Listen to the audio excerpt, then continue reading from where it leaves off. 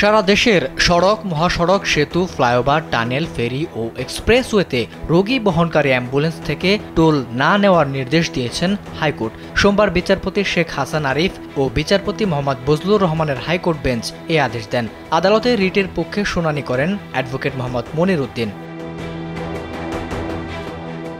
এর আগে এই আইনজীবী সারা দেশের সড়ক, মহাসড়ক, সেতু, ফ্লাইওভার, টানেল, ফেরি ও এক্সপ্রেসওয়েতে অ্যাম্বুলেন্স থেকে টোল না নিতে আবেদন করেন। সেই আবেদনে সাড়া না পাওয়ায় রিট দায়ের করেন এই আইনজীবী।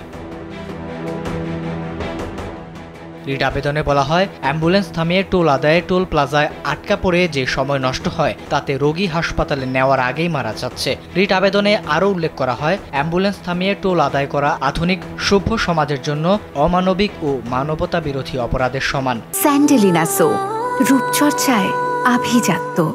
কেননা একজন অসুস্থ রোগীর জন্য প্রতি সেকেন্ড খুবই গুরুত্বপূর্ণ, অথচ স্বাস্থ্য মন্ত্রণালয় নাগরিকের স্বাস্থ্য সুরক্ষা এবং জীবন বাঁচানোর জন্য হাসপাতালগুলোতে হাজার হাজার কোটি টাকা খরচ করছে। তাই অ্যাম্বুলেন্স থেকে টোল আদায় স্বাস্থ্য মন্ত্রণালয়ের উদ্দেশ্যের সঙ্গে সাংঘর্ষিক।